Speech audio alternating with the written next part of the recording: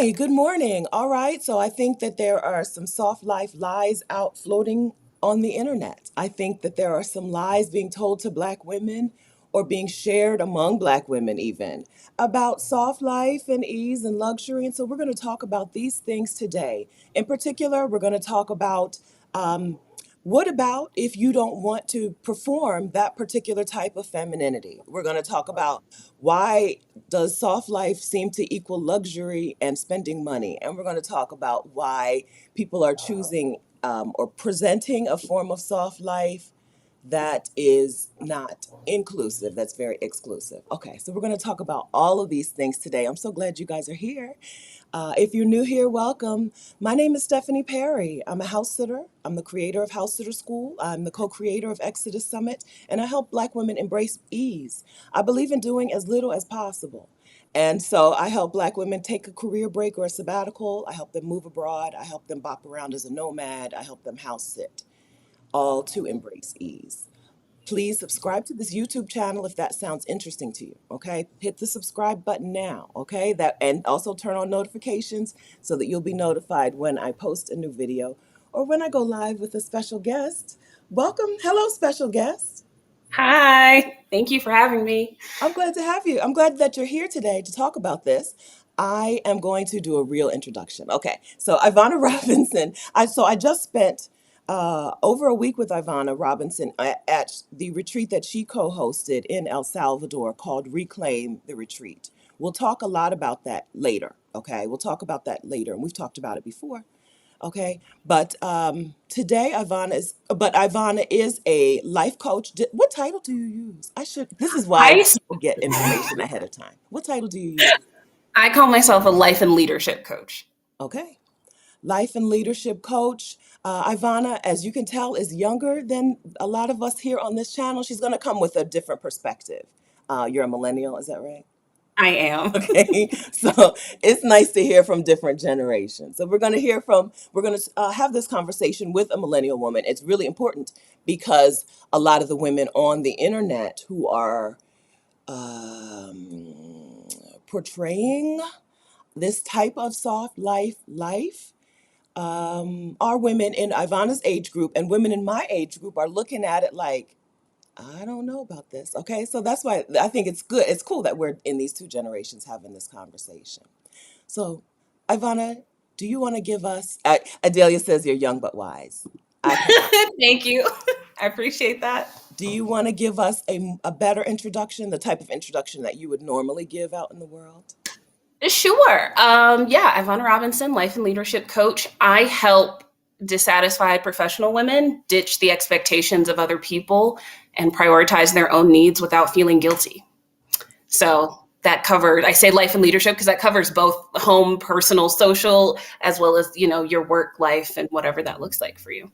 Wonderful. All right. Thank you so much. Okay. I think we're just going to get right into it, talking about ditching the expectation.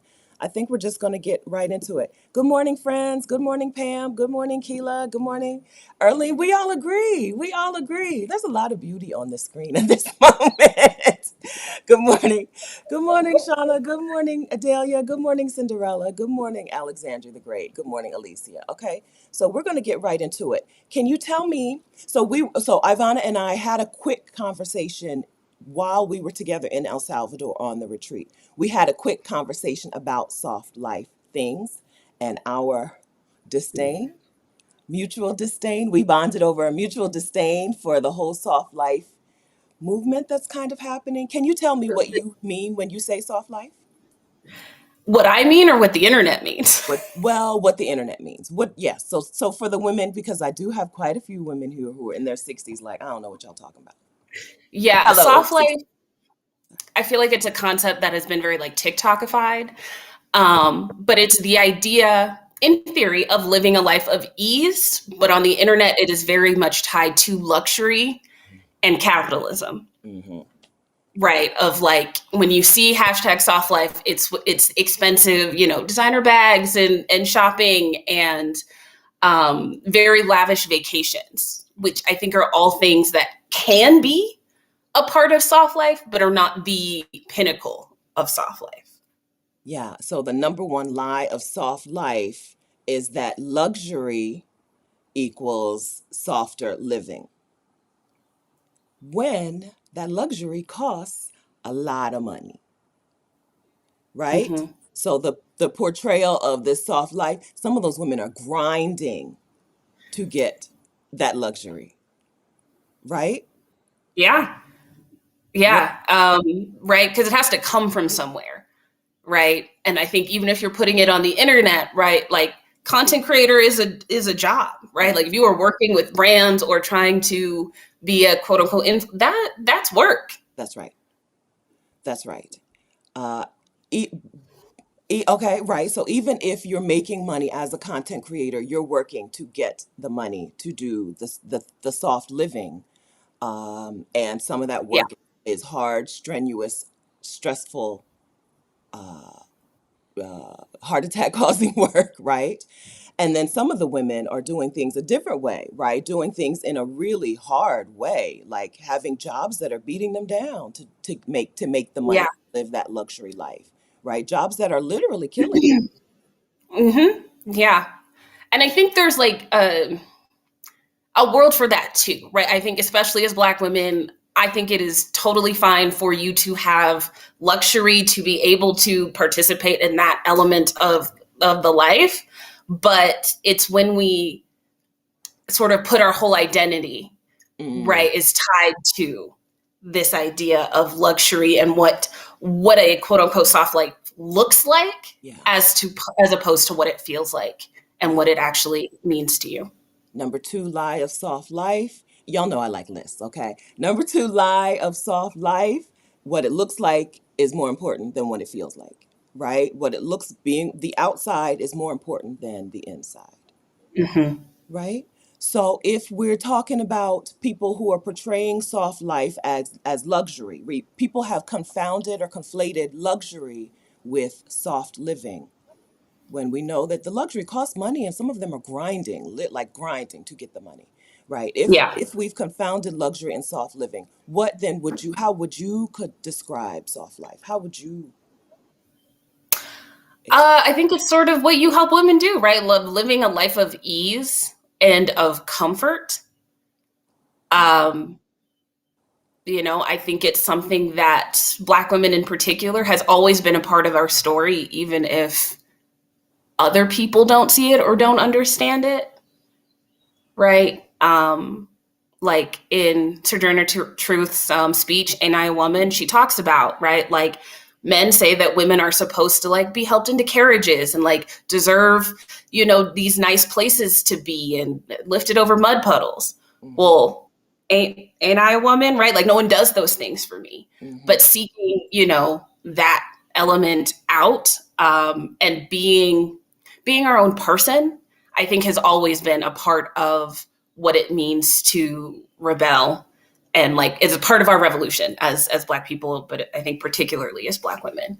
Yeah, yeah, when you get to be yourself, you are less interested in the outward appearance of things, right? And more interested in who you are on the inside. Sometimes I think that these identities, right? I'm a soft life girl, I'm a this, I'm a that. These identity, whatever it is, are just a way to not have to learn who you really are, Yeah, right? I'm a this. I saw a wedding video of a line of bridesmaids, and the bride had each one of the bridesmaids announce their profession, I right? saw that. There Real were embarrassing. a bunch of doctors, a bunch of lawyers, a bunch of right. And I'm like, maybe they don't really identify. Maybe that's not who they are, right? Just Yeah. because that's the work that you do doesn't mean that that's who you are. And I think that sometimes we grasp onto stuff like that because it's easier than getting to know our real selves. It's easier Mhm. than finding out what really interests us. We just grab onto the next movement, the next wave. Right. And I think, it's a sign because so often when people talk about, the Black women in their lives and what they love and appreciate about them, it's always about like what we do, or what we do for them. And Mm-hmm. I'm like, those aren't the relationships that I want to have. Like, if the first thing you think about when you think of me is, wow, Ivana is really strong and she does so many things for me, I'm living life wrong, as opposed to who I am as a person. Like, I'm not. I hate that. And I feel like enough people don't get upset about that, right? And not enough people get upset when you go to praise someone. It's her birthday, it's your anniversary, it's whatever. And the first thing you think about is the work that she does or the hardships Right. that she can. Here is all of the mess she has put up with to be in relationship with me. Isn't that wonderful? I can't stand it. Yeah, so I hope that there's a um like a backlash coming to that kind of action. Like so you don't know her is what you're saying. What you're saying is you don't know her. Yeah. You can't describe her in any way except for the work that she does for you. And I don't think that the work is the most important part of a person. Yeah, Kat says people think black women are mules. Yeah. Still, right? We yeah. Yeah, we even buy into it, and it takes a whole Hmm. lot of effort to undo that, which is why I'm so excited that Ivana is a millennial because a lot of millennials, a lot of the younger, even younger Gen women, Z. women in their 20s and 30s in general. I don't care. Even women my age who used to be in their 20s, women in their 20s and 30s really buy into their value and their worth being related to the work that they do. Not, and I don't mean professional work, just the things that they do. Doing things is a way to gain value in the world. But it's Hmm. not. Mules do hard work. Actual mules do hard work. They're not Yeah. valued. They're not appreciated. No. Oh. It's because, right, at a certain point, it's just what is expected of you. Mm-hmm. Right. So you're not getting a cookie if this is what I think you're supposed to be doing, bare minimum. All right. Okay, so you're a person who loves to travel and you're a person who loves to do things with ease. How does that fit into, or like, if you're not into the way soft life is presented, pretty much, right, out in the world, Hmm. but you do still like the soft life things, Yeah. right?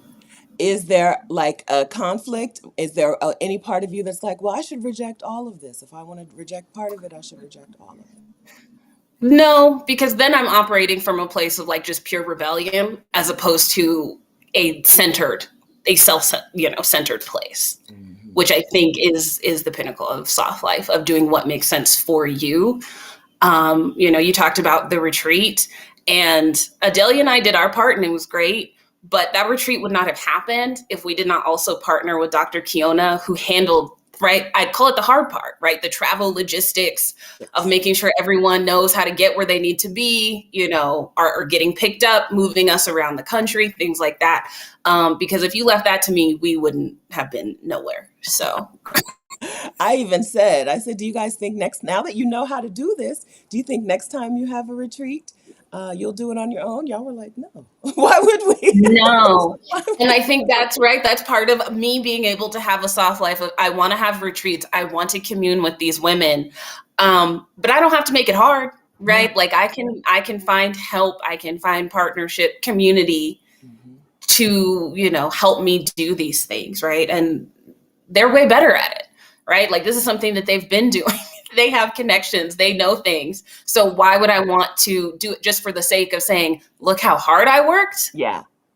No, I'm good. I don't need to do any of that. Um, so yeah, I think it comes back to just the why of why you're doing the things. You can have the lavish, looking lifestyle and the luxury. If that is, I think, if that is genuinely what you want or that makes you feel at ease or peaceful, but just making sure you're questioning that as opposed to the aesthetic of it. Like, why are you doing these things? Hmm. But so much of life is about the I don't know if I'm saying that right, but so much of life is about the aesthetic. Is it? Hmm.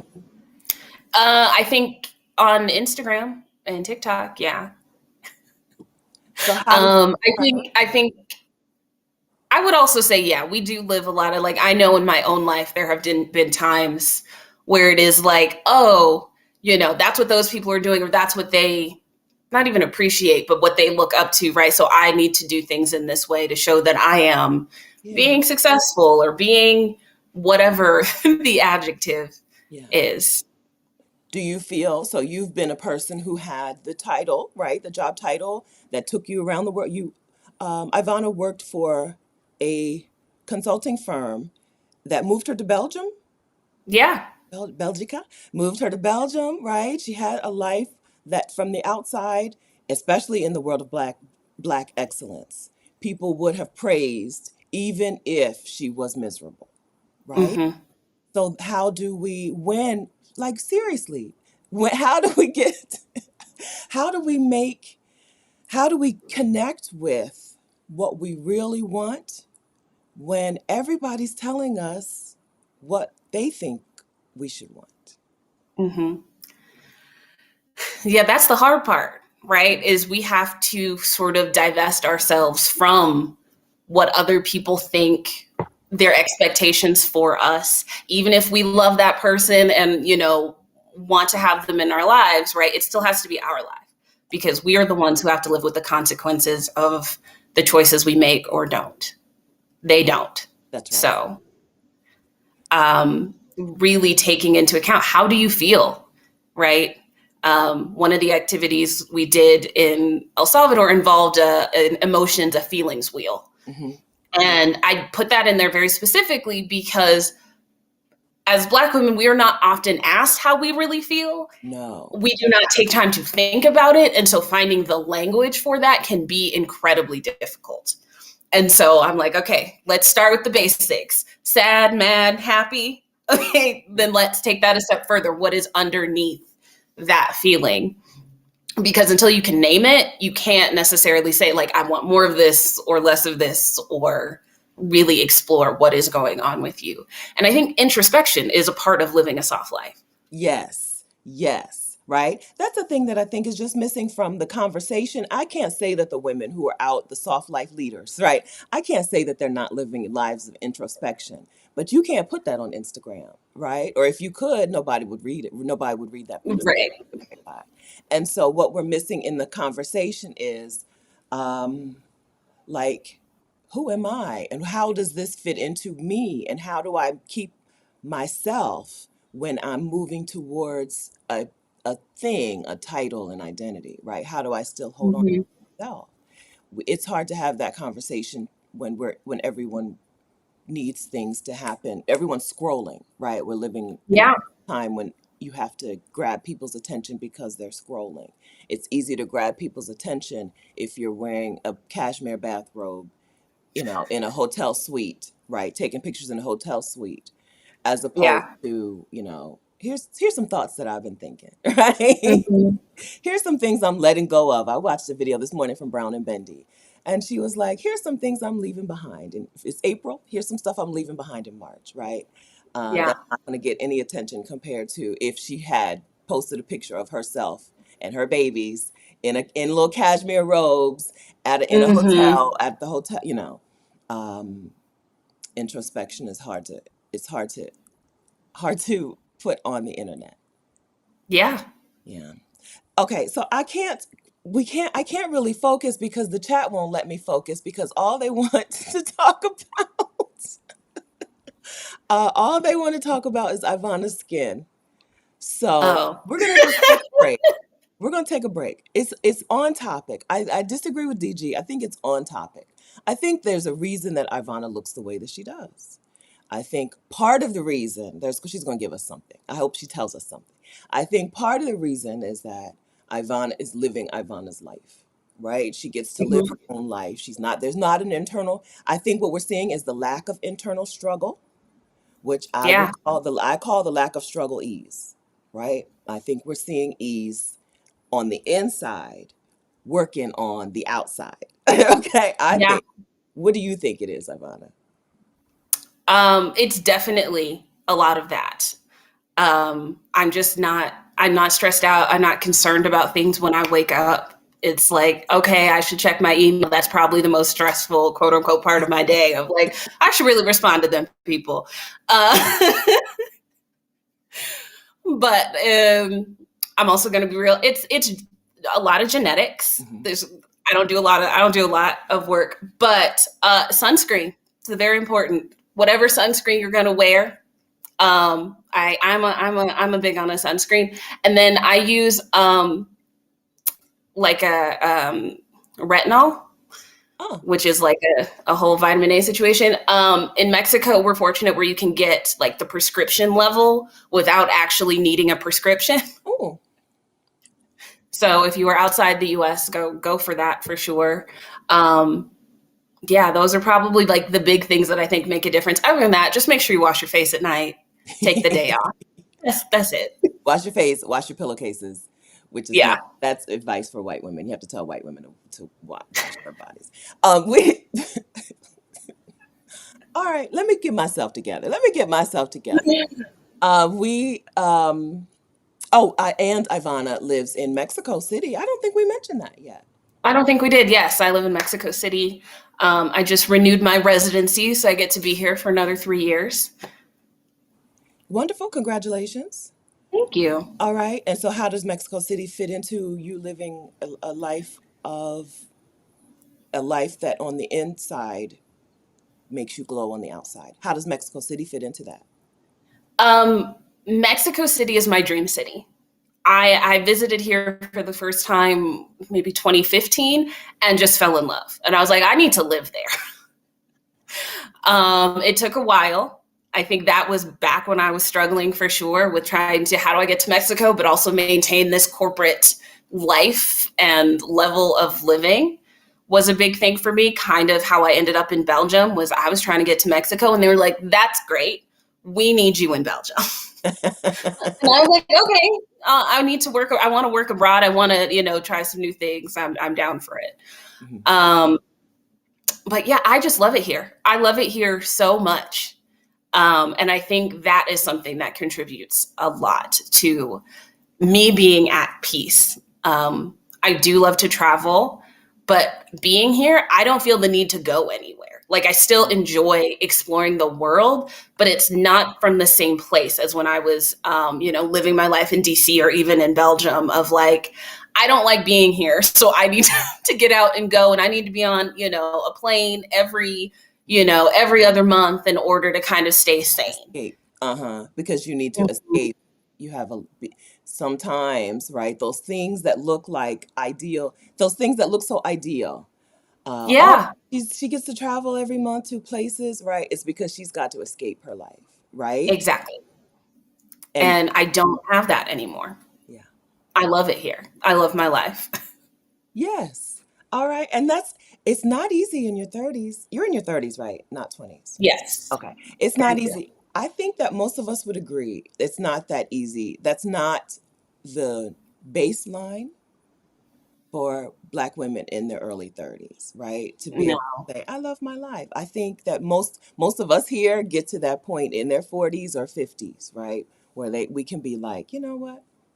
I'm doing what I want and I love it. So was this just by happenstance, right? Like, are you in the place that makes you so happy? Are you in this place just because it worked out in that way? Or was there some intention behind? No, I came back from vacation and decided I just couldn't do it anymore and I quit my job. Like returned on Friday, Monday I gave my notice. Where was the vacation? Antarctica. Oh, did you go on Um, a cruise? I did a cruise to Antarctica. I had this whole goal of hitting all 7 continents before I turned 30. Hmm. And I felt amazing on that ship. Like I was like, I did this thing that I, had planned for a very long time to do. And, that was sort of it was the last continent. And I felt like this is a 10 out of 10. Uh-huh. I deserve to have 10 out of 10 days every day. So what do I need to do to make that happen? And I couldn't figure that out when I was giving so much of my mental energy to this job that I did not like anymore. Did you think when you quit the job, did you think I'm going to quit it for a while and probably come back to some sort of job? Yeah. I knew I wanted to be a coach. That had always been on the plan. And I had signed up for my certification. But my plan was like, I'm going to be off for, at least 3 months. I'm not going to think about what comes next. I'm just going to be in this program and feel it out. But the plan was like, I'm going to be a coach at a company, right? I'm going to go internal somewhere and Oh, be a coach. I still want the quote unquote security that comes with a W-2 and like benefits. uh-huh. I understand that. But right around essentially when I quit my job is also when the pandemic hit. Oh, And I'm like, well, people aren't exactly hiring for coaches, right? Like June 2020, that was not what was happening. So I was like, well, I have nothing else to lose. I might as well start my own business, see what happens. okay. Yeah, Um, right. yeah. So part of it was intentional, part of it was a making of just the circumstances at the time. So if soft life, if we're going to take soft life literal, right? Having a cushion is a wonderful way to give yourself a soft life, right? You can Mm-hmm. give yourself that by having a cushion of money, having a cushion of time, having a cushion of supportive people around you, right? Community is really important. If if Um, yeah. I was just going to say, I was, when I quit my job, I had moved back to Colorado, which is where my family is. uh, And so I was like living with my best friend and my mom is there as well. So like, I also knew I was not going to be homeless or hungry as I figured things out, right? If I really needed to get a job, like I had faith that I could do that, if things got to that point. But even if that came, homeless and hungry were never happening. So I decided to take advantage of having that support system and lean into it. yes, take advantage of your advantages. I say this from the upstairs in my parents' house. Take advantage of your advantages. Exactly. I got back day before yesterday, right? That's right. So Latasha, I want to talk about this. Latasha said, "Did you give them 2 weeks notice?" I've been fantasizing about just walking out. Let me take this off the screen though, Latasha, in case your picture is identifiable. Technically I did, but that was more for me and where we were in the pay periods. Mm-hmm. Uh-huh. Also, I wasn't really on a project because I had just come back from vacation. Okay. So, yes, I gave them 2 weeks, but I wasn't doing anything. Those 2 weeks were pretty easy. Is that what you Yes. Okay. I have done it multiple ways. So I'm a serial job quitter. So I'll give you my experience. A lot of Black women have never really quit a job, in a huff because we stick it out no matter how toxic, right? It doesn't matter. It doesn't, I'm sticking it out because it's a good job, right? But I have quit a job in a huff in what I now know was a toxic situation that I didn't know then. And I have I sat in the garage, parking garage, like, I don't want to go in here. I can't do it, right? And then from the parking from the car to my desk, I made the decision that I'm quitting this job. Sat down, I walked right love past it. the manager, said good morning. The manager who was the person who harassed me, she was a harassment person, a harasser. Sat down at my computer, typed out my letter of resignation, printed it on her printer, got my stuff and left. Okay, I've done it both ways. Um, the last couple weeks of a job you've already quit, usually pretty easy, unless they're vindictive people, right? Yeah. Yeah. And I think it depends on when you're talking about like giving a 2 week notice. Uh, One, if they are a place that really does not treat you well, then no, like do what you need to do for you. Because if they were, right, it's at will employment. So if they were to let you go, they're not being like, hey, here's 2 weeks notice for you to figure your stuff out, right? Like they would just say, today is your last day, let's go. So you have that right right, as well. that's right. Um, if there is for some reason you want to maintain, relationships Hmm. with the people who are there or that would be helpful to you and they don't suck, then by all means, give some notice. That is where I think it is and can be helpful if like, That's at some point you want a letter of recommendation or reference from these people, right? and they are not harmful to you, Uh-huh.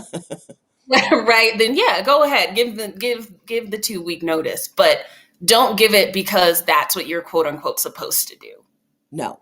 Another piece of ease is not being more loyal to people than they are to you, not treating people with more, whatever it is, with more dignity, with more respect than they treat you. Yeah. It's really hard. It's really stressful and a struggle to go above and beyond for people who do the least and the less and even less than that for you. Yeah. And so free yourself from that, right? Match their energy. Well, It's and less also don't struggle. be giving them more than you give yourself. Right. Oh, good point. Good point, right? Yeah.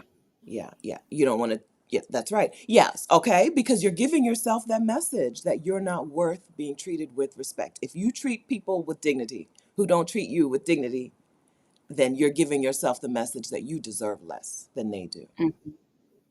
Okay, we're not down with that. So let's go back. So you're on the ship in Antarctica. Thank you for asking the job quitting question, though, because I just want y'all to know you can quit your job.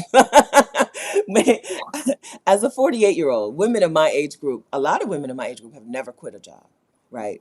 It's just not a thing that we do. And, have never left a job in a huff. I mean, we'll quit for a different job, but never like, y'all treat, this sucks. Y'all suck. I'm not coming back. Now, No, we don't do it. We should. I think that's a thing that we could exercise more. So I wanted to take that yeah. little side note. So Aileen Brown says she. Oh, go ahead. Can I say one more thing? Of Um, course, we're just talking. if you are staying at your job solely for the money and it is killing you inside, I need you to separate that from, your ability to do things, because the job that you have is not the only way to make money. No, And no, so if making money is the only reason you are at the job that you are at, I want you to reconsider that. that's right. You can. There is such a thing as making money, right, and having a full life where you thrive, whether it's in a job or in your own business or lottery. I don't care, right? That you can make money and thrive. Some we just have because black women equals mule to a lot of people. We just think that we either make money or we have a life, a full life where we thrive. But it's possible to do all of these things. You still with us, Ivana?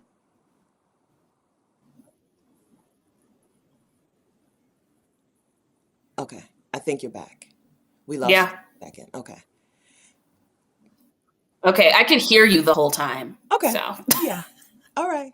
Just know that when you watch if you watch the replay, there'll be some. You'll be like, "Why am I just stuck on that face?" It always sticks when you don't want it, right? It never well, uses. I make a lot of faces. You do. So, I read isn't a that. lot of Deloitte like things because they're like, you're so animated. I love it. And I'm like, oh, Very expressive. In your bio, I think it might have been in your bio on your website. You talked about how you have a very expressive face. I'm like, she does, as a person who also has a very expressive face. All right. yes. Aileen Brown says, taking notes, I want to have those 10 out of 10 days. So let's talk about the 10 out of 10 days. If what we're being told, okay, I want to talk first about what we're being told is the 10 out of 10 day, right? And then let's talk Hmm. about your and my and our, like what do we call a 10 out of 10 day?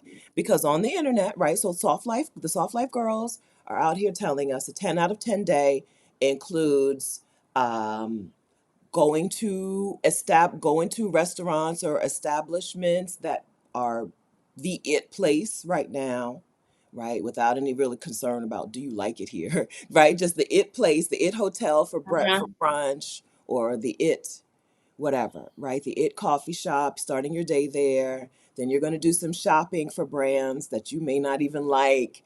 I'm convinced y'all don't like Louis Vuitton. There's no way y'all like Louis Vuitton. Brown on Not to that level, no. that brown on brown. Seriously, do you really like that? Right? You go shop for brands, whether you like it or not. You go to There's not a whole lot of community, right? So there's not talking about like I talked to my sister or I hung out with my best friend or whatever. It's just all you doing thing, probably because you're spending the money.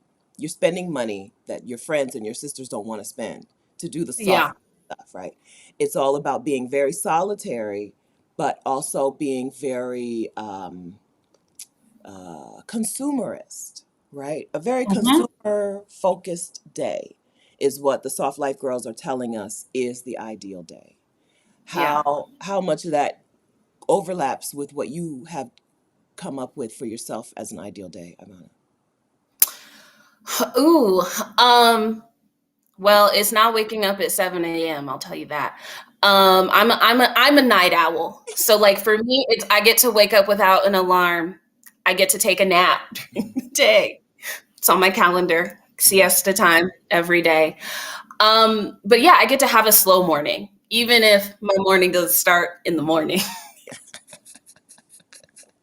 This is the second time Ivana has mentioned 7 a.m. I'm like, girl, that's not early.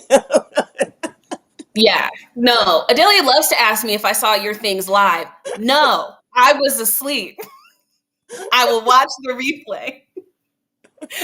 Um, yes, so that is sort of how I like to start with my tea and like taking a minute and time for myself to kind of like putz around. I like to spend time with my friends, both the ones I have here, physically here with me in Mexico. But I also have my calls with my friends who are in other places and getting to connect with them and see their faces and really find out, what are they doing? What is making their days a 10 out of 10? Yes. Um, Doing that and yeah, getting to eat good food Yes. and really just being in the moment. I'm not as concerned with what is happening next. Ah, Like it just is. okay. I'm kind of surprised by that. So, because you're a business owner. Business owners kind of have to, right? I know, I'm Am not. I good at it? That's another question. It's, yeah, we're just talking. Okay. Yeah. So you don't have like here this quarter I got to do this, and and that's not always running through your mind. No. It probably I should be a better when it comes to my business, I would like to be a better planner. Oh, Um, I just be letting stuff happen as it happens. okay. Uh which works out, but I could be a lot more intentional about the way that I run my business for sure. Okay. It's Okay. on the list. We'll get there eventually. Don't force. I say don't force it. If things are working, let them work. But it just surprised me. It just surprised me. All right. So your day, your 10 out of 10 day with good food and community and slow mornings. How often do you have a 10 or 9, 9 or 10 out of 10 day? I would say almost every day. Like on average, I would say at least six out of 7 days, right? Even if I'm coaching, a lot of my coaching is one-on-one. Um, and so I'm only connecting with people who I want to connect with, right? Who not just I think that I can help them and support them as a coach, but I feel connected to and I feel energized to, I'm excited to talk to my clients. At the same time, I do limit, right, how many people I talk to in a day or in a Hmm. week so that I can show up as my best self and fully present and in it with them. But I enjoy the work that I do. Um, and Yes. I love helping women to enjoy their lives. And so I think that is part of it of not to say that your job needs to be your passion. I don't think that is a thing. I have just so happened to find something that I can make money at Uh-huh. that I enjoy doing and that I am good at. Yeah. Yeah, we agree on a lot of things. I agree on that too. Your work doesn't have to be your passion. It's just a slice Interesting. of your life.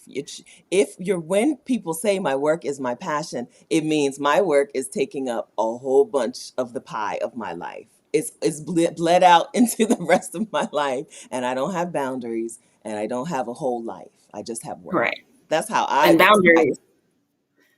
Yeah. Boundaries are an important part of soft life.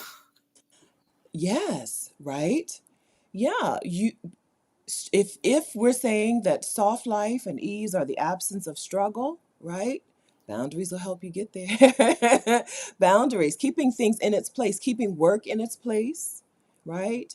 Keeping the other parts of your life, keeping them in their place and not having them bleed over. That's right. Mm-hmm. So Latasha's asking, what type of coaching do you do? Can you talk, women come and go the whole time. So even though you've done your introduction, can you talk about the Ivana? So Ivana is a person who does not have a YouTube channel, and I feel a way about it. I don't know. Okay, and so I feel like I have to let you know how YouTube works, even though you know how YouTube works. What's going I on? do not have a YouTube channel. Okay, but tell us about your type of coaching, and I'll get a good link up on the screen.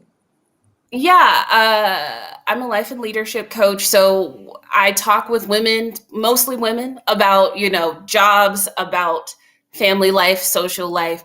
How do we let go of doing things because other people expect us to, or this is the idea that we've been chosen or been told is how we get to success, how we get to happiness, but really sitting down and getting to answer those questions for Mhm. ourselves.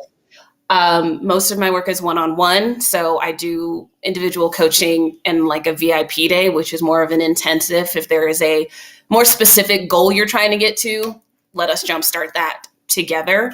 And then I'm starting a group membership later this month called Dream Desire Do, so that I can work with more of you who may not be in a place for the one-on-one or ready for that sort of intensive support, but you get community and content and a little bit of group coaching as well.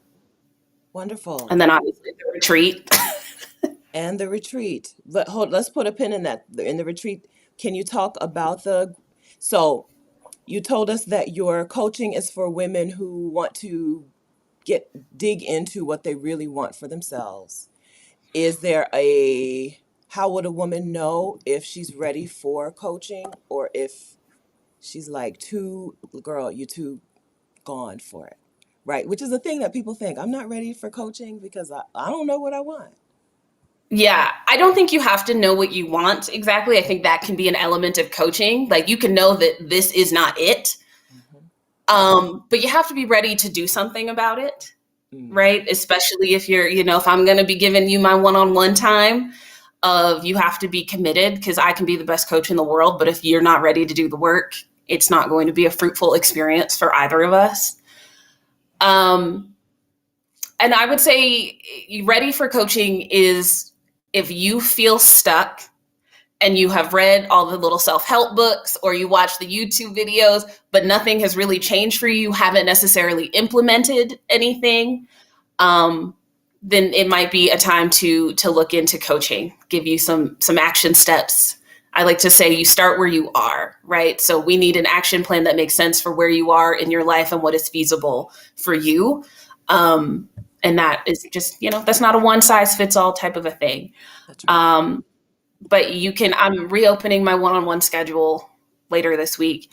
But you can sign up for my newsletter where I will announce that at bit.ly/Ivana subscribe. All right, I think I got both of these up in the chat, and I'll put them in the description. So if you're watching from the future, hello, friends in the future. I hope things are amazing there. The links are in the description of this video if you're watching the replay. All right, okay, so we've got the newsletter link, and maybe I didn't do both. The link to the group coaching program called Dream Desire Do, which is dreamdesiredo.com. Yes. All right. Okay. And now I want to talk about the retreat because I'm still on cloud nine from the retreat. I'm still wearing we were just sitting on the beach and, a man walked by selling things. And if you're selling something, I'm going to buy it. I don't care what it is. I'm going to buy it. So still have my retreat. I call it my retreat wristband, but it's just my little thing from the beach. I still feel amazing and I still feel amazing, and I have seen progress in myself after coming Mm-hmm. back from Reclaim the Retreat, which Ivana and Adelia hosted together in El Salvador. Black women came together to reclaim something in their lives, which turned out to be ourselves, right? Just reclaim our Mhm. life for ourselves.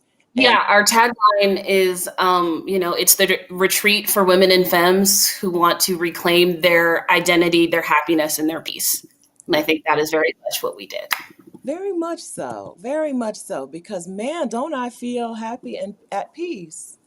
Um, and it's been what, 2 weeks since we finished? Not quite 2 weeks since we. Yeah, And everybody, I think Lisa was here just a second ago. Everybody, I think, is feeling the same way. Roxanne, I think we see each other on Instagram now, and they're doing good. I think everybody's doing good. I think we got what we came for, which was the reclaim piece, and then we got so much more.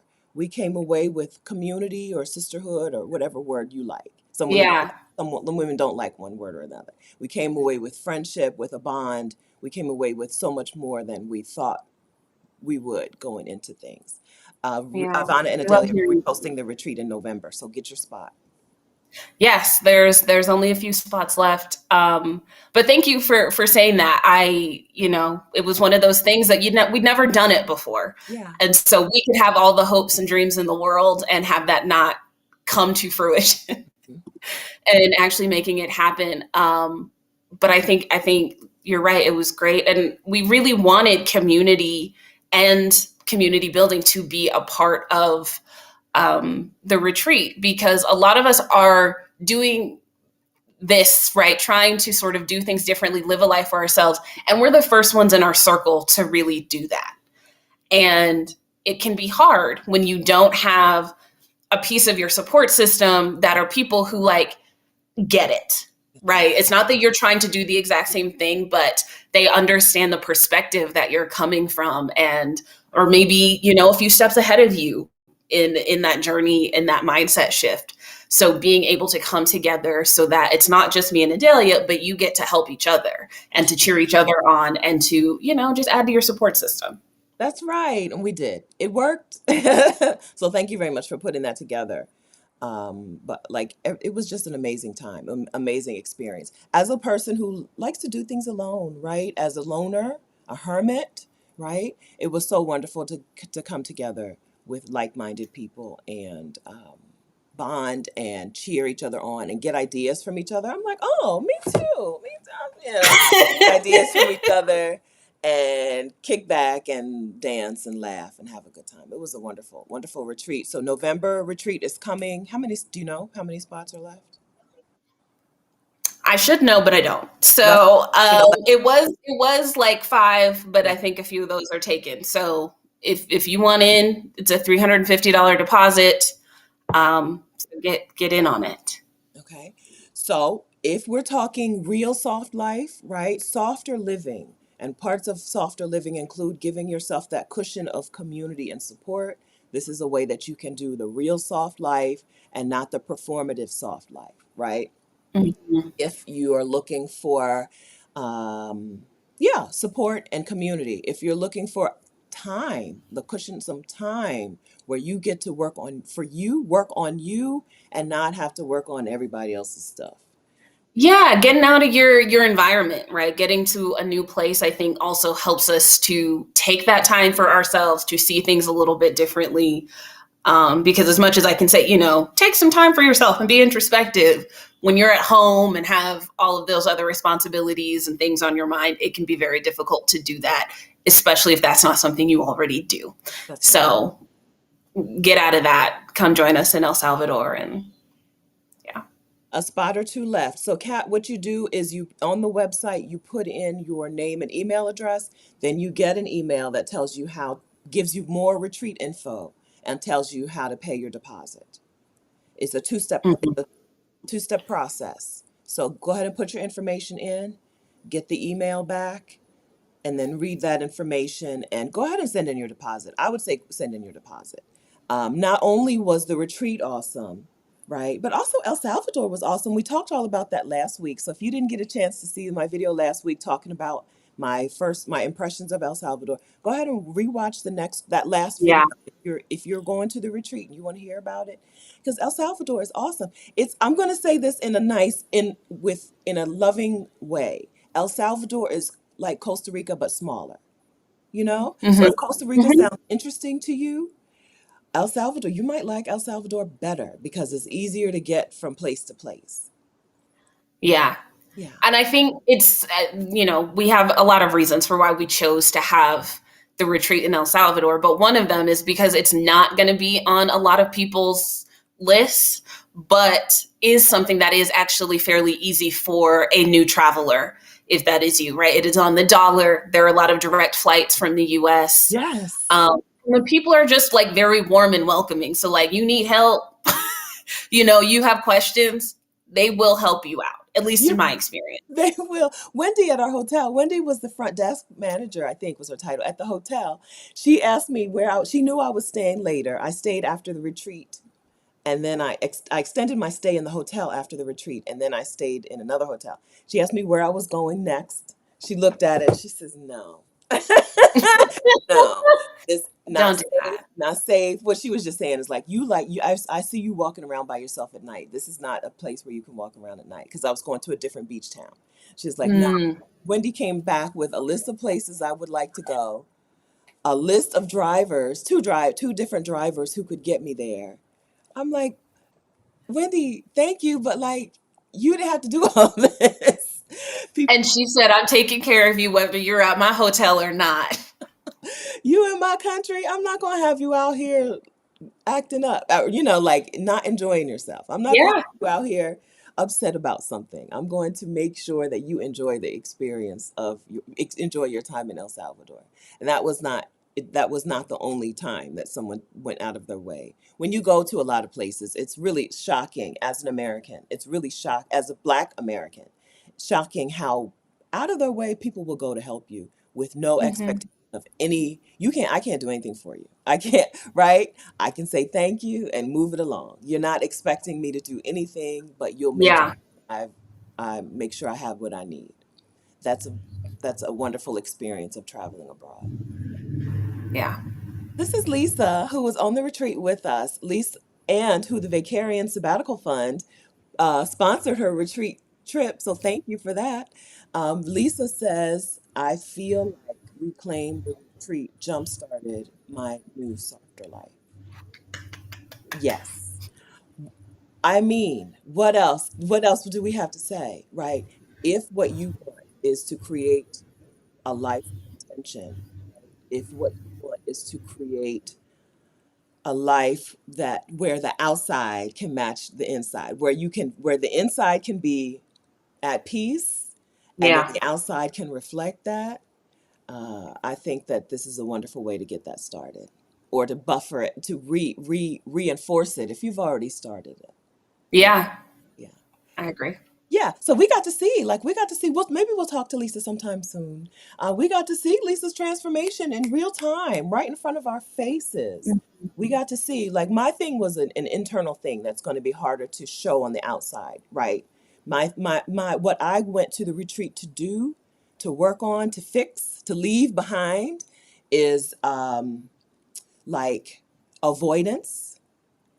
I'm an avoidant personality. Okay. And I will avoid some stuff. I don't want to do it. I'm not doing it. I'm just going to avoid it. I don't care. Repercussion me. I don't care about the repercussion. I'm avoiding it, right? Whereas some people have a more like direct, like anxiety will help make you do things. My total lack of anxiety means that I don't do a lot of things right. So what I went to the retreat to do was to work on that avoidance piece, fix that in my life, fix me, right? Y'all Yeah. fix me. I went there to work on those things. They helped me make a plan. My workbook was right here. It's on my dresser. They helped me make a plan in the retreat. But my transformation is internal and I can express it with words, but you can't see it. Uh, Hmm. Lisa's transformation, we saw it. Okay. Yeah. We saw it. Oh man, it's wonderful. Okay, so even if you're like, well, things are going pretty good for me, right? It's so nice to be a part of somebody else's support system, you know? Yeah. Well, and I think, it's not even if you're at the beginning of your journey. I think it is something we should be taking the time for ourselves to really think about how intentional we're being and what are the, not even what's going wrong, but like, how can I spread what is going well to other parts of my life? Yes. Yes. Great. Yes. She's good at this, y'all. All right. So Danielle says, what? I agree with Adelia. Young but wise. Danielle says, what is the average age of the women who attended the last retreat? Well, 40 something? how old were we or how old did we look? Because Dr. Right. Fiona she was falling out of her chair when she found out everybody's ages. I would say mid 40s was the average age. Yeah.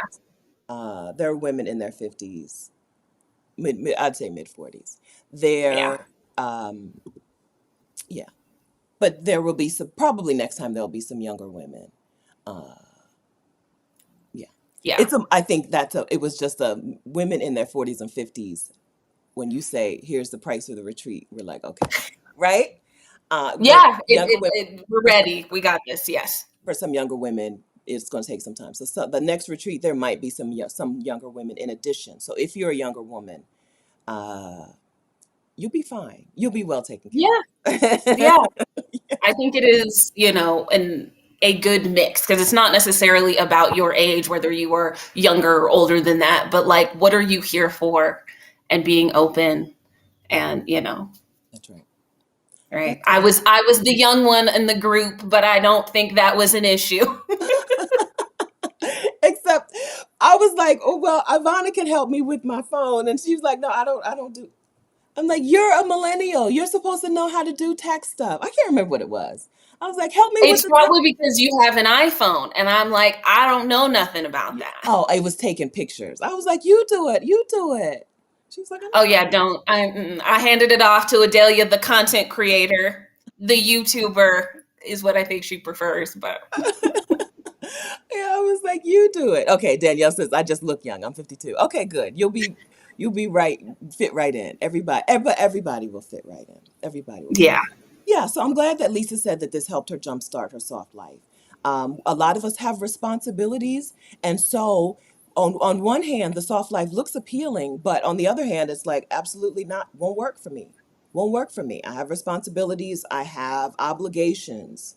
I have just stuff, and so going to the W Hotel for brunch every morning is not going to fit into my life, right? And then shopping, you know, on whatever your city's Rodeo Drive is for hours a day, and then going to my Pilates instructor, in person Pilates instruction, right? Those things aren't going to fit. And so we think then it's a no for me. When it's not a no for you, it's an adjust, adapt, make it work for you.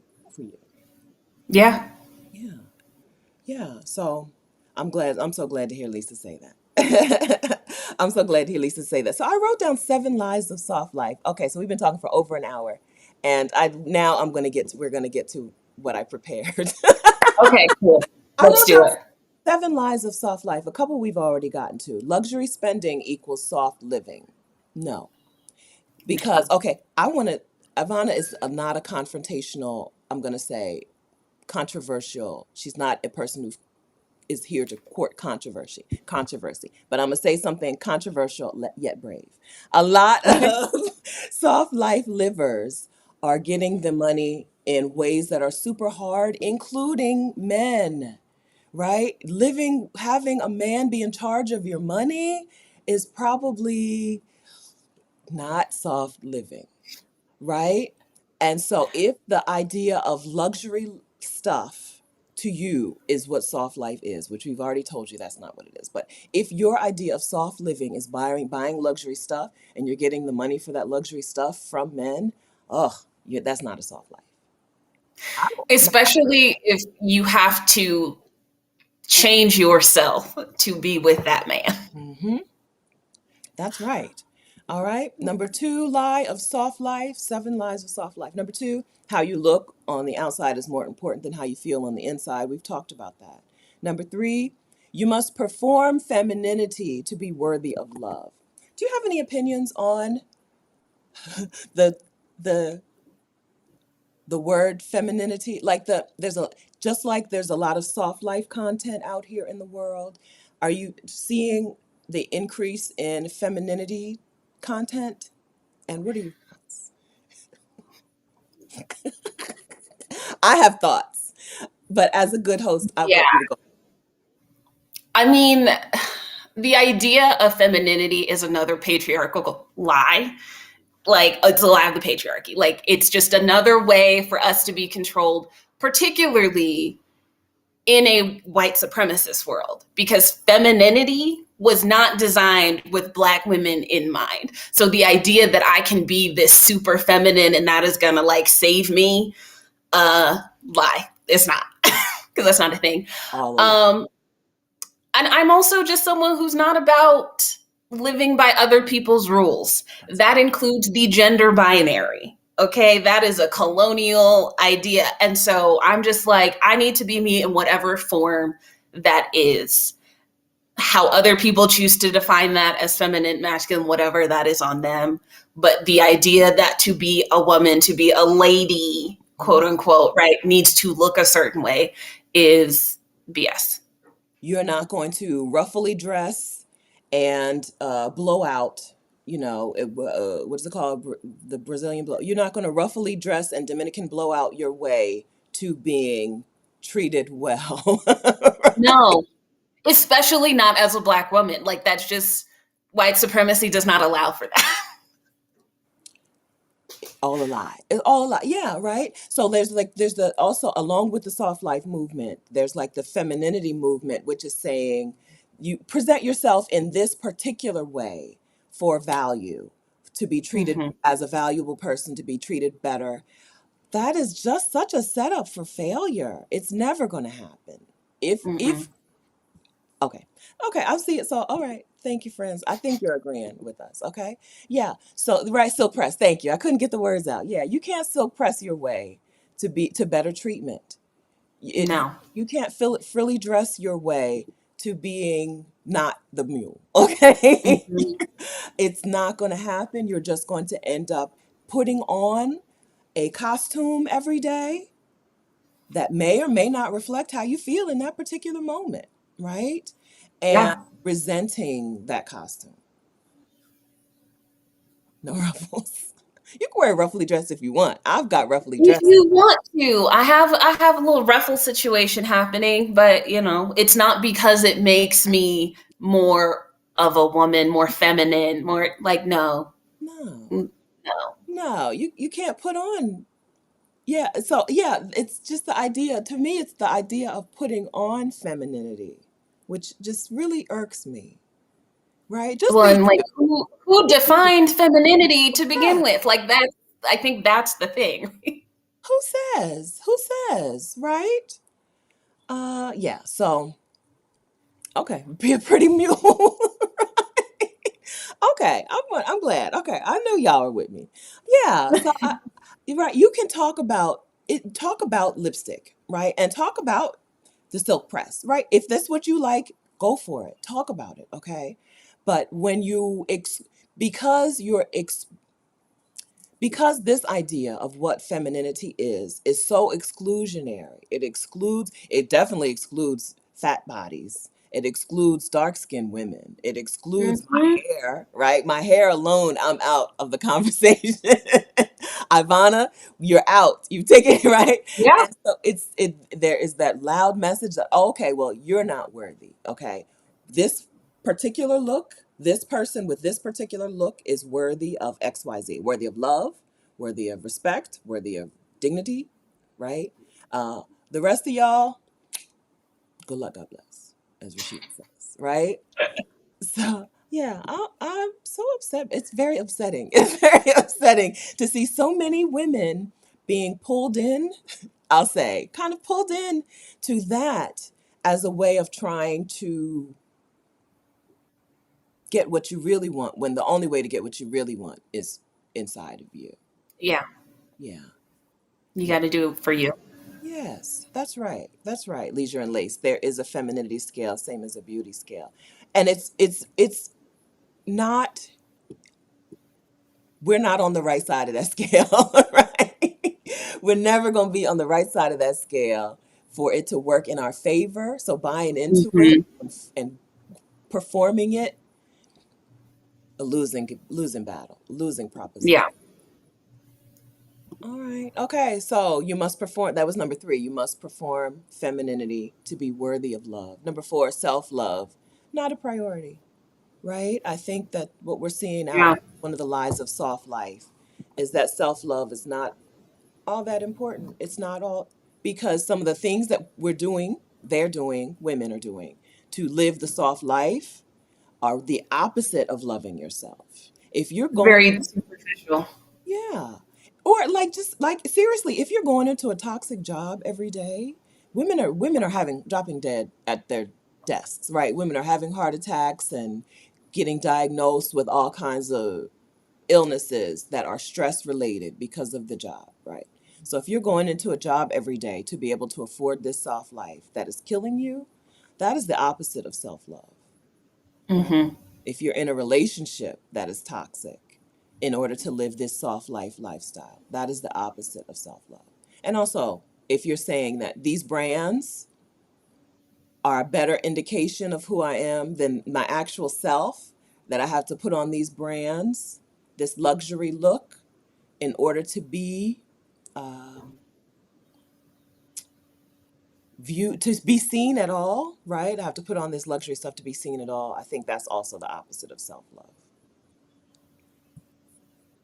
What else do I have on my list? All right. Self-care equals spending money. We know that's not true.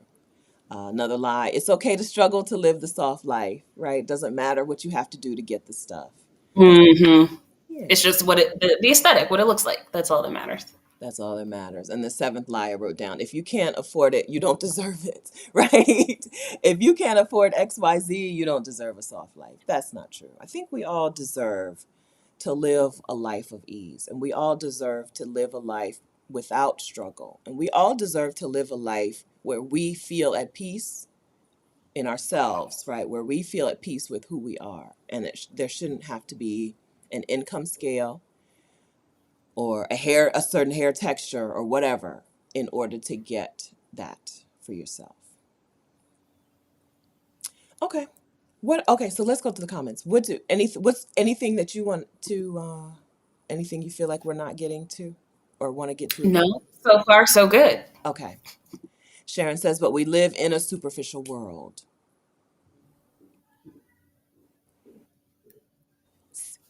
I don't think anybody's saying the outside is not.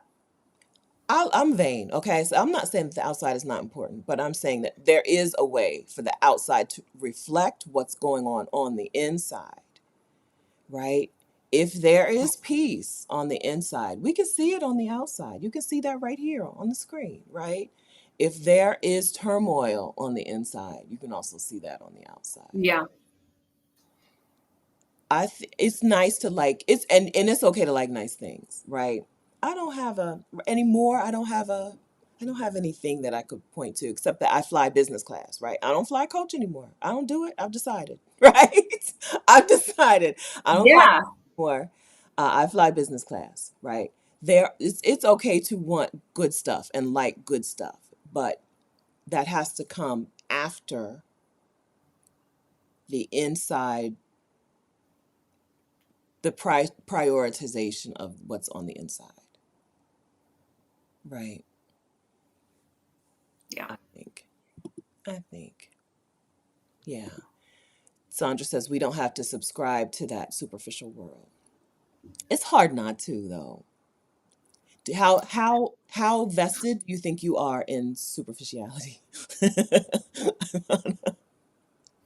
Yeah, like I don't it's right, there are a lot of structures, a lot of oppressive structures at play, right? And so I don't know. I believe that like when when I look good, I tend to feel good. It's not the only thing that matters, but yeah, like I want to find myself attractive. Like I can't I'm Right. not going to say that that's not a thing. Um Yeah. I think the line though is like one, how are we defining attractive, Mhm. right? You mentioned, right, like femininity does not include fat, it does not include dark, it does not include all of these other things. So if I'm using someone else's scale to define my own Uh-huh. attractiveness, right? Or if how I choose to feel about myself, I'm always going to be losing. Yeah. Um, but yeah, I think it is, you know, you have to acknowledge that like pretty privilege is a thing, right? I can find myself as beautiful as I find myself and still understand that there are ways and structures that I'm not going to be that. Hmm. Um, but that does not mean I need to play into that. It just kind of is what it is, and I have to be okay with that. Yeah. Yeah. So so you're saying we don't have to like turn our backs on beauty because you see some women out in the world who have created a platform about serious things and they intend so I'm thinking about Stacey Abrams, right? So I saw an interview with Stacey Abrams where she said, I just don't think about beauty and this and that. It's just not important to me. And I'm gonna tell you, I didn't believe her because she had on makeup and she had her hair done and she had on, somebody dressed her, right? She probably had a stylist come in and put her in that outfit. But we think to be a serious person, you have to say, I've rejected these things. Or do we? I think there's definitely an element of that, but I guess there's also the she could still not care about those things, Uh-huh. but also understand the game she has to play, Okay. right? Okay. Of those may not be things that she would be doing if she were in some other profession, Okay. right? If she were doing other things, but understanding you are on a public stage, here is how, you know, the world sees, you know, the US sees her as a woman, as a Black woman, Okay. right? So here is maybe a way in which she feels comfortable playing into that idea of femininity or whatever, because she knows if she can get past that first hump, right, of you show up without makeup and you're Black and you're fat, like people are going to be like, no, Dismissed. no, I'm right. I'm over. I'm not listening, right or wrong, right? But she has a bigger mission, so she's like, okay, I will play this part of the game. Okay. Thank you for that. Yeah, because I didn't think about it that way. I was thinking about it really like either A or B, right? No, no in between area. Okay. Because I think Yeah. there is something to understand there, right? Of like, I can feel a certain way about things that doesn't make them not real, right? Like, yes, race is a social construct, Mhm. and yet will And still have an effect on how I experience the world, that's right. real or not. That's right. Okay. Yes. Yeah. Okay. So I think that I have um, some. I have probably a higher like vanity level than people would expect, right? I'm really into Mm-hmm. the outward appearance of things after having said all for an hour and 10 and 15 minutes that that's not the priority. I'm really into the outward appearance of things. And I even when I see someone, the first thing I'll be like is, girl, you look good, right? Not like, how are you? Right? How are you coping with this change that I know is happening in your life? I'll still be like, oh my Mm-hmm. gosh, you look so good, right? So I'm very tied up in the outward appearance of things. And I think that's something that I would like to work on a little bit. But I still want to be, I still want, you said this very well. I still want to find myself beautiful. I still want to see what I think is beautiful. I think Yeah.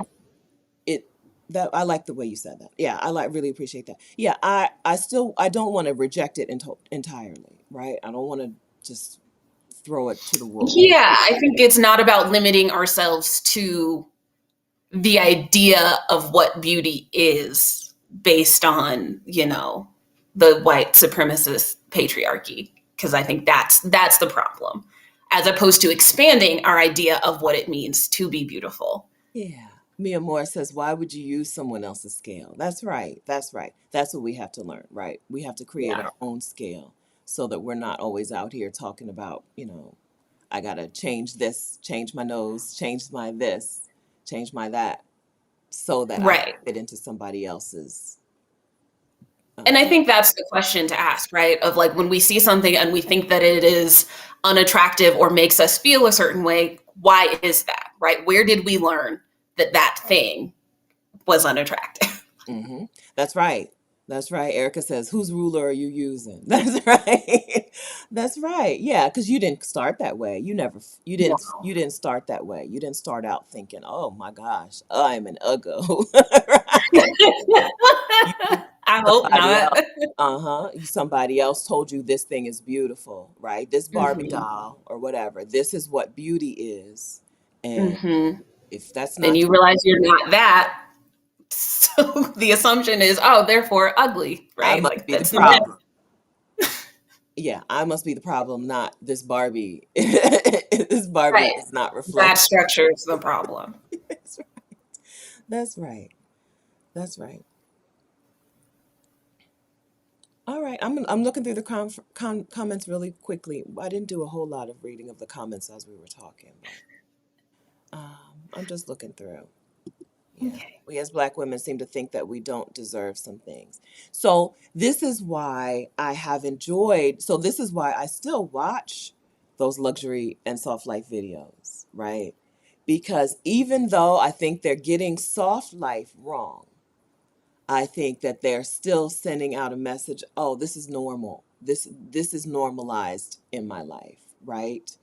Going to the best hotels, having suites in the best hotels and flying whatever, the first class, private jets, whatever. Yeah. These things are normal. It does help to combat the idea that some women, I think it could help some women combat the idea that they're not deserving. If Right. she is just like me, she is me, and she can have these things, then I can have them too. I think we do need to see people with things, especially things that we want. We need to see people like us with those things. Mhm. Yeah. Yeah. Yep. Yep. Okay. All right. Adelia asked if we finish the list. I think so. Seven. Seven lies of soft life. Luxury spending equals soft living, lie. How you look is more important than how you feel, lie. You must perform femininity to be worthy of love, lie. Lie. I hope we all know someone who has totally rejected these things and is Mhm. living her dreams or their dreams. I hope we all can point to that. I think that's really helpful. Number four, self love is not a priority, lie. Self care equals spending money, lie. It's okay to struggle to live soft, lie. They don't go together. Struggle and soft are not, they don't go together. You can't have them both. Number seven, if you can't afford it, you don't deserve it, lie. We made it through the list. We made it through the list. Yeah. So what things, so let's talk about what things we think could use some softening. Like, I think the household chore situation, and Tori, I don't know, Tori, are you here this morning? Tori is a therapist and coach, or coach, therapist and coach, and she helps women renegotiate their life responsibilities inside of their families, right? Because women carry so That's much. important. Yes, right. So I always think like the first thing I say, the first way I say to soften things in your life, get a housekeeper, right? Bring in a housekeeper once a week, once a month, I don't care. Bring in a housekeeper, instant softening of things, I think. What Yeah. do you have some ways that you think women that you coach soften life for themselves that we may not, either we may know or we may not know? I mean, saying no Mm-hmm. and sticking to that no, Mm-hmm. I think is really important. Also asking for help. So that could be hiring a housekeeper, but also talking to the people in your household. Just because there are certain expectations or things that maybe we've played into or have set does not mean things can't change. Mm-hmm. So ask for what you need. Yes. Do you think do I think that a lot of people some not yeah, I think a lot of times we don't know what we need because we don't stop and evaluate the situation. Or are we evaluating and just brushing over it? Um, Probably both. I think we don't. I think that goes back to introspection, right? If I don't sit down and think about like what would make my life easier, I then can't ask for it. Mhm. Um, and then I think that we like to be needed, right? Like I think it feels good to a lot of people, right? I think we forget we play into the cycles, right, that are happening in our family. So, oh, I have to do everything or I have to take care of everything. Yes, people are expecting that, but there's also a world in which you said yes, right? You are the one always picking up the slack, right? You have also set that precedent. And so you have to kind of own your role in it in order to change it, as opposed to just expecting that like them being the other people are going to change, right? You also have to be okay with saying no, asking for what you need. If things don't happen because someone else did them, then maybe that thing just gets dropped, right? They said, And being okay with letting that happen. okay.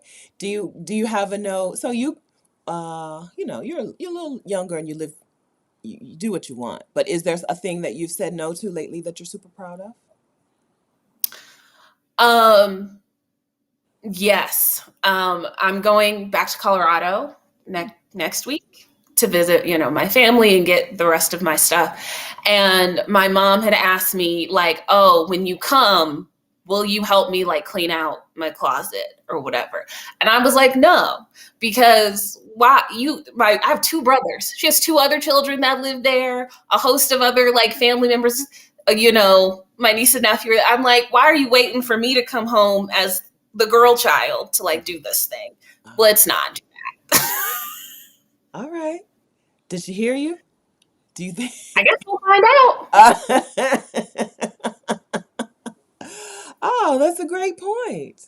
All right. And so did you?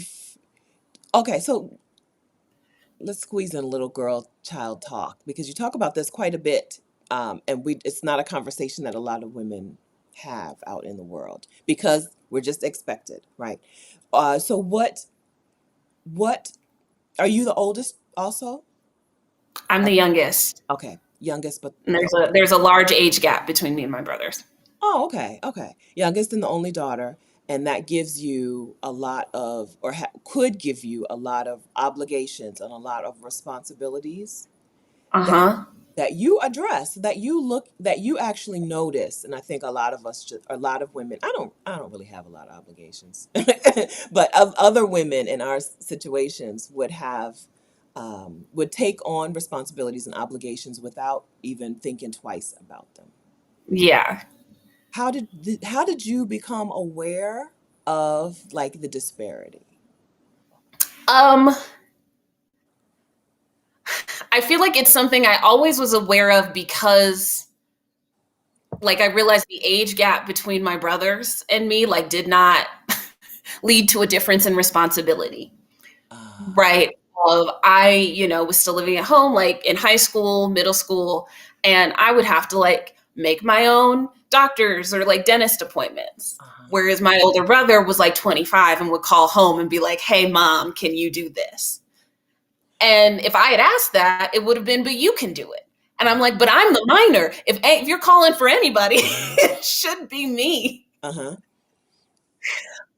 It's also a cycle that is within my family. My mom was both the oldest and the only daughter in her family, and the ways in which she had to move through the world and kind of took up slack and, did everything for everybody. And the expectation was that she would do that, right? That wasn't necessarily like, oh, thank you for doing that, right? The boys would get the praise, but my mom got the work. uh-huh, And I was like, this sucks. I don't like this. I don't want to do that. And just had a more rebellious spirit about it. It took a while for me to understand like how to set the boundaries and like kind of stick to them. Because I felt a way about it, but I was still kind of, doing the things that were expected of me. Um, but getting older and realizing that like I didn't like the way that I felt, right? Or I didn't like the idea that I was going to be the one to take care of my mother in her old age. I'm like, you have a child 12 years older than me. Why should I have to do this? Or like that be the expectation is because you finally had a daughter that, I'm going to do all of these things for the family, or I'm going to move back home after I graduated college. And for a while I was rebelling just to rebel, right? I was just saying no because I was like, no, no, I don't want you to have these expectations of me. But in learning myself better, right? And in sort of I can now better evaluate what is for me, what is feels true to me versus I'm saying no because it's just the opposite of what I want, as opposed to being very clear about what I want. And therefore, I am then able to contribute to the family and be supportive in a way that feels good to me, and is sustainable. And I'm not doing things out of obligation, which tends to lead to resentment. And you can't have All the healthy relationships that are full of resentment. That's right. That's right. Do you address these things with your brothers or just your parents? You know what I mean? And Um, do they even notice? now I would say yes, my brothers are around more, so it's easier for me to be like, do you understand what is happening here? Or like, here's what is happening with mom. Or, there was an instance where my mom needed to move and my brother's talking about, oh, I bought her a new TV. And I'm like, I helped her pay the security deposit. What are you talking about? Like, these are not the same thing. Mhm. Right? Whereas they got to kind of just like go off and be in the world, whereas I have a more intimate understanding of the actual dynamic happening within the family, or like when there are challenges or things were going on with my grandparents, they weren't necessarily privy to that Mhm. because they're the boys, right? They're just out doing the thing. And I'm like, no, it's because you set the expectation that they did not have to be responsible, Mhm. right? I know these things because you chose to tell me and include me in that part of our lives, Mhm. right? In a way that we don't with boys, right? They sort of get this soft place to land when it comes to the home, and like I'm like, oh, but I need to be able to like take care of myself, and like Yeah. the world is hard for you as a Black woman, which fair, but that should not be the only way. We are teaching our children. That's right. That's right. What you coach women, I coach women who come into coaching sessions, and that is the thing that I really can't help you with. If if the thing that's standing between you and this dream, right? A lot of our women probably both want to move abroad. A lot of my women want to move abroad, right? If they come in Mhm. and the thing that's standing in their way is their obligation to their parents, right? The work that they have to do for the family because somebody is in a nursing home, or somebody even not, or just in their own home but needs care. Yeah. I'm like, girl, I can't help you, right? Even when you, if you have there's an entire family and there are other siblings, but you're the one who has been tasked with it because you're the oldest daughter, right? You've been tasked with doing this thing. I'm like, Mhm. I don't know. I don't know what to tell you. Yeah. That's a And struggle. that's a hard place to be in, because you do have to be like, that is generally the hardest part, is like, we talk about setting boundaries, but setting boundaries with like your family, with the people you love, that is really hard to Hmm. set and maintain them. Um, but I think that first part is sort of what I talked about, of realizing what is the role that you're playing in Yeah. that cycle, right? You don't have to say yes, you don't have to do things their way in order to be, loved, to be a part of the family, to be, like, you're allowed to set different expectations for yourself. That's right. There are women in the chat who have had similar experiences. I want so D, uh, I'm gonna assume all of you know that if I put something on the screen, everyone can see it. Okay, so DR says, my younger sister and I covered my mom's bills. Our older brother got her a VR headset. Right? Like, just clueless out here in the world about what is happening in this family. Just Hmm. clueless, right? But Auntie Lou says she fired herself from being the eldest child last year. Too much manipulation and no reciprocation. Okay, Yeah. that's a really difficult. Maybe one day we'll go into this conversation even further, because that's a thing, right? That I'm like, uh, I don't know. Yeah. Yeah. And deciding what it is that you want to do or are capable of doing, but putting yourself, overextending yourself for other people, especially for other grown adults who are capable but are used to having you as a safety net, like, you just kind of got to let some things go. And it may not feel good in the moment, but it's important. It's important. Yeah, we have to live, right? We have to live. Yeah, we have to live. All right. So a couple of the women just wanted to let you know that the closet thing may be about giving some things to you, passing some things to you. So they just want you to know that if Do you know maybe how much of her closet are my clothes that I was giving away when I moved? But we can have that conversation Okay. Yeah, they just about what, but yes, okay. I'm Okay. open to that. Yeah, they just want to make sure that you don't miss out on something that she may be trying to pass to you because of the closet thing. But I understand, Fair. right? Somebody don't save the work for me when I'm coming, right? Other people are already always here. Don't save it. Hmm. Yeah. Yeah. Okay. So we will. So I see a couple of people saying, please talk about this further. So we'll talk about this again. Because it's a real it's a one of the things that I don't it's a concern that I don't have because my parents don't expect me to do any I've I babyfied. It's funny though, because I feel like I was always very open about like, oh, you can't move in with me when you get, oh, like even as a kid, and it came from a different place, right? I was just like, nah, we're not gonna do that. uh, But I don't think it became real for my mom until much later. Like I uh, don't think she thought I meant it. then you left the country on her and she was like Uh huh. uh. She's serious. I think so. You talk about rebellion. We think of rebellion as um, something a positive thing when it can really be negative. It doesn't. It's no closer to what you want. It's just Right. going in the opposite of direction of what you don't want is not necessarily moving in the direction of what you do want. That is the perfect way to say that. Yes. You talked about this even during the retreat, and I was like, I've never heard it mentioned that way. I have a when I take those tests, they always come out rebel. Right, I've taken the test from that lady. I almost thought of her name. Right, I've taken the test. Right, rebel. My dad also would test as a rebel, I think, whereas my mom is more like of an upholder of an. Uh huh. She fulfills people's obligations for them. Right. Yeah. But being the rebel doesn't necessarily mean you're going in the direction that you want, right? You're just running, Exactly. going in the opposite of direction of what you don't want. And so we need to be clear on what we do want and don't let the rebel stuff take over. But I Right. think having been a child, being a rebellious child, in a good rebellious, I wasn't a bad kid, but a kid Yeah. that was just like, no, I'm not doing that. I had set my parents up to not expect me to do a whole lot for them. They know that they have to. I'm not the one, right? I'm not. Yeah. Yeah. All right. Okay. Okay. I'm scrolling through. So how did we do, friends?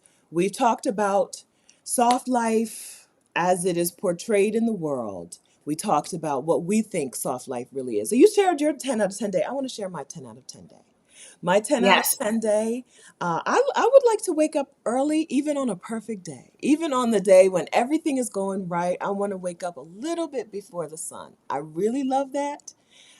And going out for a walk or a run when the sun is coming up is one of my favorite memories about being a runner.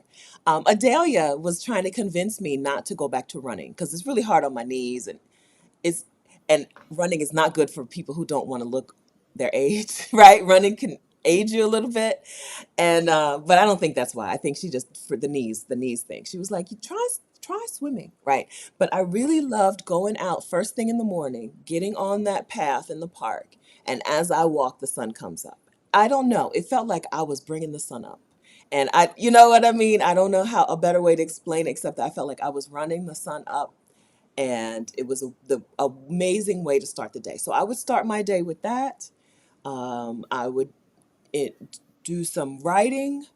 I would um, do something community focused, maybe a live stream, right? I do some live streams on my other channel where we get up early in the morning and we just co-work together. Something community focused to pull me out of my shell because I do, even though I love being in a shell, I do better out of the shell, right? At time for periods of time. Yeah. You need Uh, some balance. yes, balance. I would perfect day, 10 out of 10 day. So after the right, oh, eat an amazing breakfast. Breakfast is my favorite meal anyway, right? Eat an amazing breakfast, including bacon or scrapple. And then take a nap, right? All of this, and it's probably not even 11 o'clock in the morning. After that, whatever. Then whatever. The rest of the day doesn't really matter. I get to do that. I get to do that. I get to have that perfect day. I don't know, a couple times a week, except for the running part. A couple times a week at least, I get to have that perfect day. That's soft life, right? That's soft living. Being able to start my day the way that I love to, being able to, even the work that I do during the day, again, we want to say your work does not, purpose work is overrated. Okay. Mhm. Work, it's okay if your work is just a slice of your life that gives you money, right? But my work is related to things that I love. I get to talk to the women, Black women, all day. That's part of my job. And so it's amazing. And so I get to have the perfect day over and over and over again as well. That's soft life, right?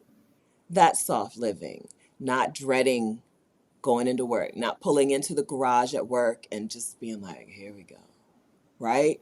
Not having to put on armor to move throughout my day. There's nobody in my life that I need to protect myself from, protect my dreams from, protect my vulnerabilities from. I don't have anybody in my life who I have to be on guard with. That's soft living. And then, Mhm. yeah, I get to do things that I love. I get to eat food that I love. I get to put on clothes that I think are cute for however I'm feeling at that particular time, as little or as much, right? I spent a whole day in a swimsuit. I forgot the other day. I spent the whole day in my swimsuit and then Yeah. went live and I was like, I'm not wearing a shirt. I'm live on Instagram and I'm not wearing a shirt. Let me hold this camera up higher, right? But I get to live that soft life. Ivana and I get to live a soft life, and it's not because we are more deserving than anybody else who's here. Mm-mm. We're no more deserving than anyone else. So find your idea of soft living and move in that direction with Yeah. intention. So I'm going to one more time link to Ivana's coaching. No, first I'm going to link to Ivana's newsletter. Yes. bit.ly/Ivana subscribe. Yes. All right. So in Ivana's newsletter, which I just started getting since I registered for the retreat, right? I just started getting Ivana's newsletter. Ivana's newsletter is more of this conversation, more talk from Ivana about what really matters, right? And how to uncover what really matters for you and how to get it, right? Yeah. Not watching other people live out their lives, right? Yes. And then I'm going to link to dreamdesiredo.com. Yes, that will be going live later this month. That's amazing. So we will get to women in this community. So in this community, you intend for the women and femmes who join to not only learn from you, but interact with each other because that's group coaching. Yeah. Hmm. Yeah. Okay. Okay, wait, they're saying that my newsletter link is not working. Let Okay. me. Oh, you know what? It must be. Uh, what's the word I'm looking for? Like a, Try doing it Ivana subscribe all lowercase. all I think righty. that might be what's throwing it off. Okay. Thanks, friends, for letting us know. If not, it could be the HTTPS part in the front. Maybe I need to just change that. Let's try Yeah, this. it just might. I think it's the capital letters I put in it. So do it all lowercase, and that should. Let me try. Yes. Let me hit the boom. Subscribe. There it is. Yes, all lowercase. Thanks for letting us know. Thank you. And then I'm going to link to dreamdesiredo.com. So um, can you tell us for Dream? So you told us already who Dream Desire Do is for. Can you tell us what you think, how you think a woman will be changed, or like what's she gonna get from it? The transformation, if you Yeah, will. yeah.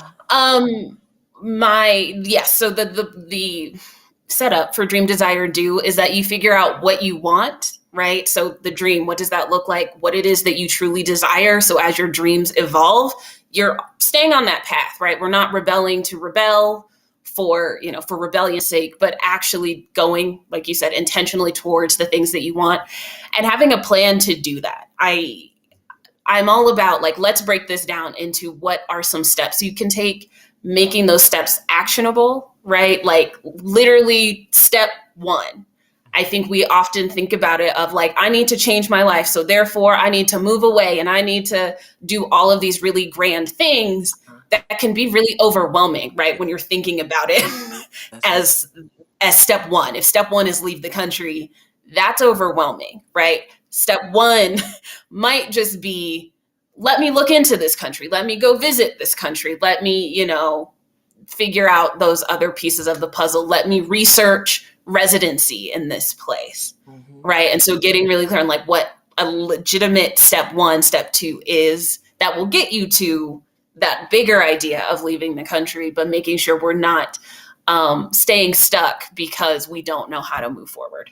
That's right. Yeah. So I've seen Ivana in real time break things down into steps and help women break things down into steps.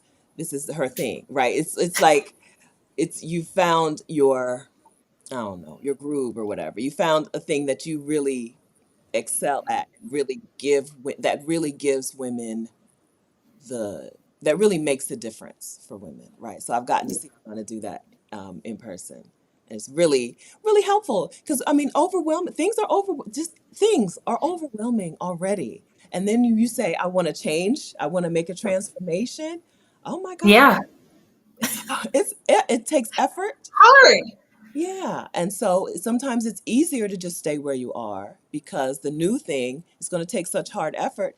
Whereas it, if you have some support and you have someone who's helping you break things down into much smaller steps, and you have the accountability, which is invaluable, right? If you have the accountability, you're going to be better prepared. You're going to have a better Mhm. out. You're going to be better. You're When you look back, you're going to have made more success, more progress. Okay. Yeah. All right. So, friends, I hope you enjoyed this conversation. I, we wanted to talk. Ivana said, "Let's talk about." We talked about it briefly, and Ivana was like, "Let's talk about this." And sometimes I wonder, like, are y'all into it? But you seem to have been into it. If you would take a second and hit the like button on this video, we would appreciate it, right? We'd appreciate Yes. that.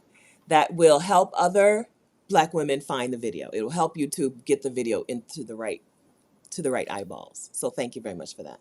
Yeah, okay. And this is something that is ongoing here. We're going to keep talking about ease. We're going to keep talking about intention. As I said, this is a pretty radical year for me. My phrase for this year is pretty radical. This is a pretty radical year for me.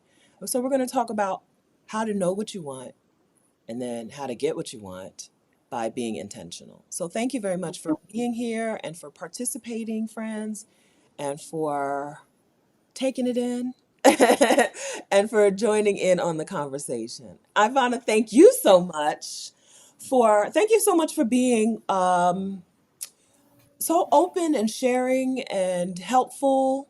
Sometimes when people are good at teaching, they're not sharing. You know what I mean? You do this Yeah. well.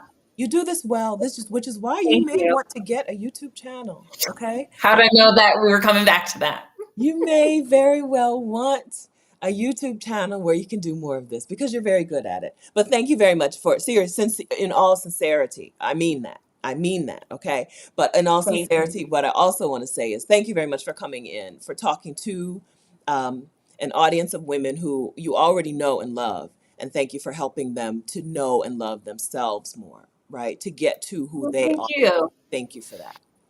Yeah, I love spending time with you and your community. So thank you for having me. Our pleasure. Our pleasure. Okay, we'll see you again sometime soon, friends. Y'all have a wonderful Saturday. Ivana, you have a wonderful Saturday. If you take a nap, because because you had to get up at 7. She's like 7 o'clock. If you have to Do take you a know nap, how hard it was for me to be like, girl, you got to go to bed because you have to wake up at 7? do you take naps though? Yes, Are you okay? So you can do it. Okay, you can do it.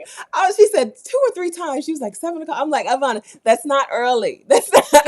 is. It's Saturday, 7 o'clock. Are you kidding me? You did it. Look at you doing difficult things. You You did know. it. Thank you so much. Thank you. I'll enjoy your nap. Okay, if you need to take a double nap. Okay. Thank you. All right. All right. Thanks, friends. See you guys another time. Bye. Bye, guys.